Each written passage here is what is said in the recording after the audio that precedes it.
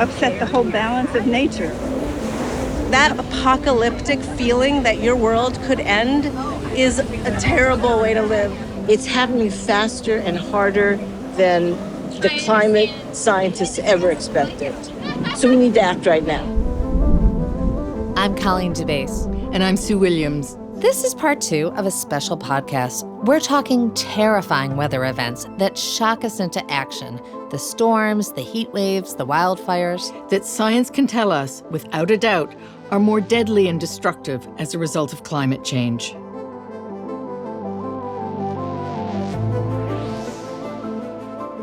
"20 years ago, there was a sweltering heat wave in Paris. Here's the BBC. In a period of 6 weeks from late July to the end of August, over 15,000 people were killed in France by heat exhaustion, dehydration, and heat stroke. Many of those who died in France were elderly, especially older women who lived alone. In Paris, on one day alone, a day that's now known as Black Monday, 3,000 Parisians died. That was the kickoff of this whole realm of extreme event attribution. That's Bernadette Woods-Plackey, chief meteorologist at the nonprofit Climate Central. She says the scientists who studied this catastrophe, led by Miles Allen at Oxford. They drilled down on the data and published a groundbreaking study in the scientific journal Nature. And what they did is they looked at this heat wave and they saw that it was that much stronger and that much more intense, that much more likely because of climate change. Since that time, we've seen, and I'm just going to focus on the United States here, an increasing number of deadly natural disasters, from Hurricane Katrina to Hurricane Harvey to the 2018 California wildfires, all irrefutably linked to human-caused warming. And by human-caused, we mean the world is emitting close to 40 billion tons of carbon dioxide per year as a result of our reliance on coal, oil, and gas for energy and transportation. It really is basic on that level, that burning of fossil fuels adds more greenhouse gases to our atmosphere, which traps more heat. And that is like a fever for our planet. But despite these alarm bells, despite the billions of dollars in damages that these storms have caused, despite the terrible loss of life, there's clearly still not enough being done among our leaders in politics and in corporate America to prioritize our planet. Enter the protesters. As someone who lives in New York City, we live right in the belly of the beast. That's Marlena Fontes. I'm one of the founding members of Climate Families NYC. She and other protesters have been targeting Wall Street. The companies that are financing a lot of these fossil fuel projects that are perpetuating environmental racism, the people who are making decisions about those projects live and work in New York City. I spent a bit of time this summer with Marlena and other activists. Our reporter, Claretta Bellamy, came along with me. I did. The protesters organized what they called the Summer of Heat, a months-long campaign of civil disobedience at locations all over New York, often in scorching temperatures. Sometimes demonstrators brought their kids. Stop stealing our future. They brought drums to bang. One time, they all wore pink cowgirl hats and danced to Chapel Roan.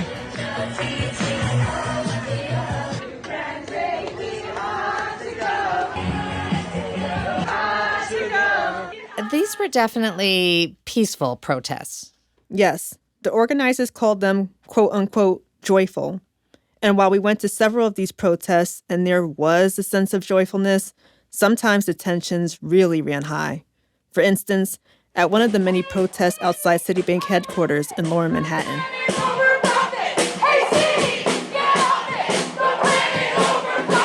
At Citibank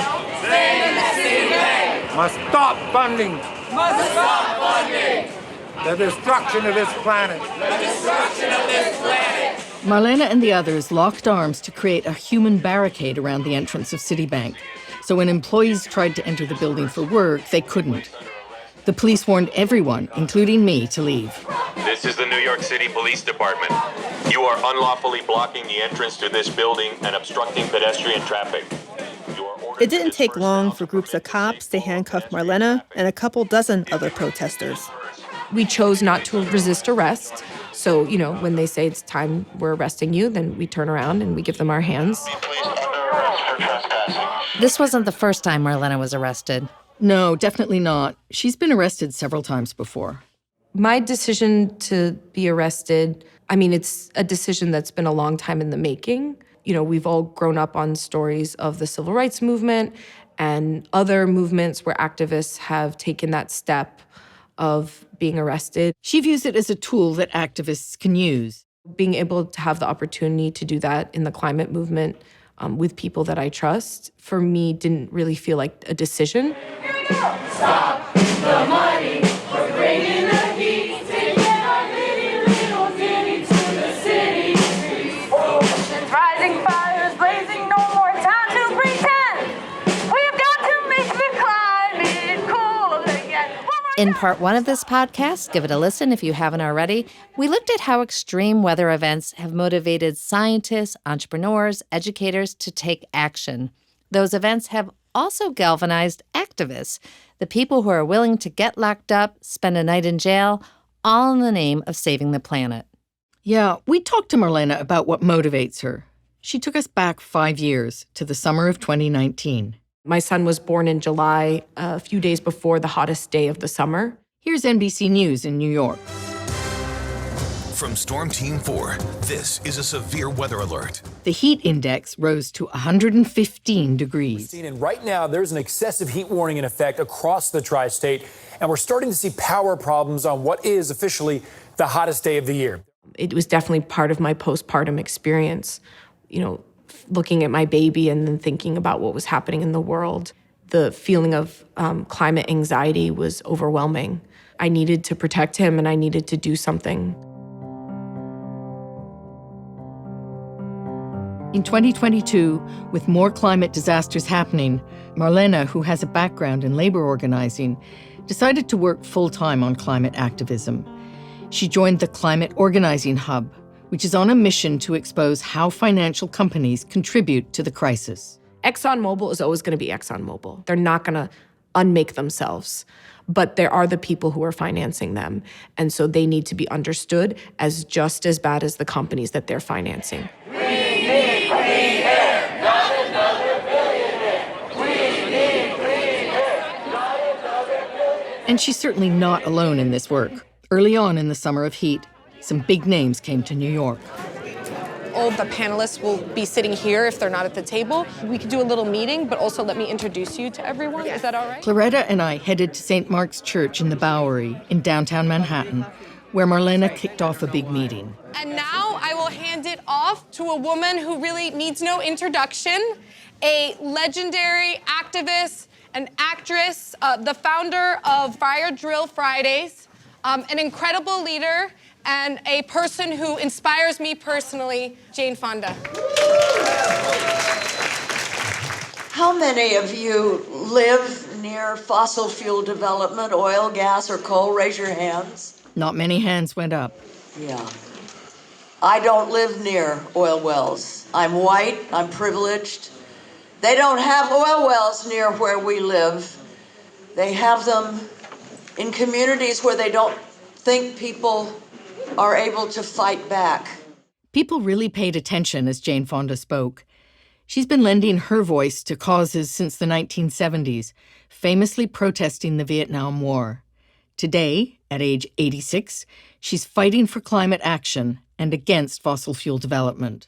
It is shocking to see what the pollution from these plants does to communities. Entire communities disappeared because of the pollution and the things that pollution does to people's health. Another panelist who spoke was Rochetta Ozane, the founder of the Vessel Project in Louisiana, who I had met at an earlier protest.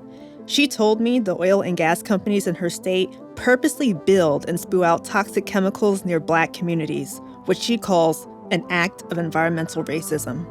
And if they are going to continue to approve permits for these facilities, if they're going to continue to make money off of our backs, off of human beings, then we're going to go after their money. And another panelist who spoke was Sharon Levine. She's an environmental advocate who's been on Time magazine's 100 Most Influential People list. She fights for the people of so-called Cancer Alley, an 80-mile stretch along the Mississippi that's home to over 80 petrochemical plants. You have to come to see it. Jane came to see it. And I forgot to tell her that we have 100 and something storage tanks within a 10-mile radius. That crude oil, there are storage tanks, and those oil tank spills. People are getting sick. They can't breathe the air, and they are dying. All we want to do is live a healthy, normal life. And I'm so grateful to you for having the courage, given what you're facing, to come here to protest. In all, there were dozens of protests this past summer. Many at Citibank headquarters, others at AIG, the big insurance company, some outside the homes of Wall Street CEOs. There's so much planning and preparation that goes into these events. You got the signs. Okay, great. Thank you. After it's all said and done, is there any change happening because of this? That's the million-dollar question. They organized so many protests this summer that at some point, I think maybe Citibank employees even got used to them and the police began to surveil the area, even before a protest began. But it seemed that some of the Citigroup security guards got angrier, and one even punched a Summer of Heat photographer in the face, sending him to the hospital. And all this work raised awareness. The protests were covered by the New York Times, the New York Post, ABC News. The protest started at 9 o'clock this morning with many of those activists blocking the entrances to the building. And financial companies have been forced to respond. Citibank issued a statement saying that it, quote, respects the advocacy of climate activists and supports a transition to a low-carbon economy. Activists, of course, remain skeptical and plan to continue their protests. Jane Fonda has a great quote about the climate fight. The cure for despair is action. I am sure protesters like Marlena feel that way. She does. We caught up with Marlena after one of her court hearings. The case against her and the other protesters was dismissed. But she's always prepared to be arrested again, if need be. It makes me feel powerful. It makes me feel like we need to keep going and excited for the next steps.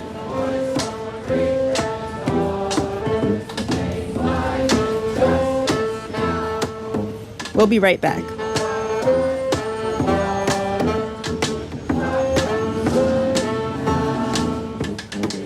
The Story Exchange is a nonprofit media platform dedicated to elevating women's voices. If you like what you're hearing, watch our video featuring Marlena Fontaise of Climate Families NYC, and also prominent activists like Jane Fonda. We have to fight, and if enough of us fight, we're going to win. Find it at thestoryexchange.org. Welcome back. Throughout this two-part podcast, we've been talking about severe weather events and their power to galvanize people to take action. So you've made a number of climate-focused films. I know the mountaineer David Brashears, who died this past year. His stories of the vanishing glaciers of the Himalayas really had an impact on you. That's right. I heard him speak a long time ago in 2010 at the Asia Society in New York. I took this photo in 2008. Not many have experienced Mount Everest like he had. He dedicated the last years of his life to documenting the impact of climate change. Here's a clip from a project called On Thin Ice, where he compares an image of the Himalayas taken in 1921 to one he took 87 years later. If you come down here to this picture, the glacier used to be here. It's dropped 400 feet. It's just losing mass vertically. The glaciers feed major rivers in Asia. Literally, billions of people rely on the water these rivers provide. What will happen to them when the glaciers are gone and the rivers dry up? You can't help but think of water wars and vast, unimaginable suffering and devastation. I'd never spent a lot of time thinking about climate change till then, but David's talk hit me like a bolt of lightning.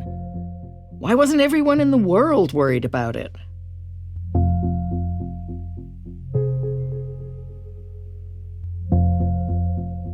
Against the backdrop of all this, the alarm bells, the warning signs, the billions of dollars in damages, Let's look ahead to what might be one of the most important elections in U.S. history. So, Claretta. Hey. I know you've looked at how climate change is a big issue for young voters in particular. Yes. A recent Deloitte survey found that 59% of millennials and 62% of Gen Zs feel anxious or worried about climate change. I spoke with Catherine Alsagaff, the company's global chief sustainability officer. They're looking down, the barrel of a gun in terms of what is happening to their planet. The U.S. experienced a historic number of costly weather-related disasters in 2023. 28 storms, including the Maui wildfires, according to climate.gov. These storms cost the country at least $92.9 billion in damages. And other reports show that 2023 had the highest global temperature on record, and summer of 2024 could surpass that. So let's talk about where the presidential candidates stand on the issue. Suffice it to say, they have starkly different positions. That's right. Former President Donald Trump has long claimed that climate change is not real. This is from 2015. So Obama's talking about all of this with the global warming and that, and a lot of it's a hoax. It's a hoax. I mean, it's a money-making industry, okay? It's a hoax. He said that before he became president. And we know what he did as soon as he took office, which was to immediately withdraw the U.S. from the Paris Climate Agreement. If he wins again, he's likely to increase oil drilling and public land, offer tax breaks to oil and gas producers, and probably walk back many of the Biden administration's renewable energy policies. All that said, he presents himself as a champion of the environment. Yes, here he is from the first debate this year. I want absolutely immaculate clean water, and I want absolutely clean air, and we had it. We had H2O. We had the best numbers ever, and we were using all forms of energy, all forms, everything. And yet, during my 4 years, I had the best environmental numbers ever. Just a fact check here. While in office, Trump actually rolled back provisions of the Clean Water Act and proposed gutting the Environmental Protection Agency. Vice President Kamala Harris is expected to continue Biden's policies if she were to win. And President Biden has addressed the climate crisis many times. Here he is in 2022. As president, I have a responsibility to act with urgency and resolve when our nation faces clear and present dangers. And that's what climate change is about. Biden's record includes the Inflation Reduction Act, which invested billions into clean energy and electric vehicles. He signed the U.S. back into the Paris Climate Agreement. And he launched the American Climate Corps, which trains young people for green jobs. Now, Biden does not have a spotless record. Here's CBS News from March 2023. President Biden is facing swift backlash from environmentalists over his approval of a massive oil drilling project in Alaska. Now, it's a major reversal after he promised no more drilling. Environmental groups were outraged over this, although in the end, they did endorse him for re-election, and they're now supporting Harris. That includes the Sierra Club, the League of Conservation Voters, and the Green New Deal Network. And for her part, Harris has directly addressed some of the concerns we discussed earlier about young people. This is from GBH. Young voters shared with me a term, climate anxiety. They're concerned about their future in almost a doomsday fear about what might be within a couple of decades of now. They're concerned about whether they should have children, whether they should even try to buy a home, because what does the future hold for that prospect? As we record this now, Harris hasn't yet said much about the climate crisis, although her campaign has hired a climate engagement director, Camilla Thorndike, which seems to have pleased many in the climate movement. Whether young voters or voters of any age will be motivated to back a candidate based on their environmental record remains to be seen. Polls routinely indicate that climate change lags behind other issues, like the economy, when it comes to how people vote. Well, we'll find out in November. As we close out this podcast, we want to share a few more voices of activists in New York City who talked to us about what motivated them to take action. I'm a teacher, and Hurricane Sandy happened my first year in the classroom, and our school closed down for a week. I was involved in one of the very first major wildfires in California, 3,000 homes were burned. This is the hottest year in 125,000 years. And this last 10 years is the hottest 10 years. I mean, we are breaking records right and left. In 2018, when the IPCC report came out, saying we had 10 years left to save humanity, that was another big moment and really pushed me toward climate organizing. We all have post-traumatic stress disorder because of the smoke and the fires and the fear just throughout California now. Every summer I'm like, is it going to burn again? It's happening faster and harder than the climate scientists ever expected. That apocalyptic feeling that your world could end is a terrible way to live. Lamenting is only the first step. Action is the antidote to anxiety. And we all need to get together, work on these issues. This is what I'm going to do for the rest of my life. We thank the activists and all the people we talked to for this report. And we thank you for listening. If you like this podcast, please share on social media or post a review wherever you listen. It helps other people find the show. And visit our website at thestoryexchange.org, where you'll find news, videos, and tips for entrepreneurial women. And would love to hear from you. Drop us a line at info@thestoryexchange.org or find us on Facebook, Instagram, or LinkedIn. I'm Colleen DeBase. Sound editing provided by Nusha Balian. Interview recorded by David Hawks. Additional reporting by Claretta Bellamy. Production coordinator is Noelle Flago. Our mixer is Pat Donahue. Executive producers are Sue Williams and Victoria Wong. Recorded at Cutting Room Studios in New York City.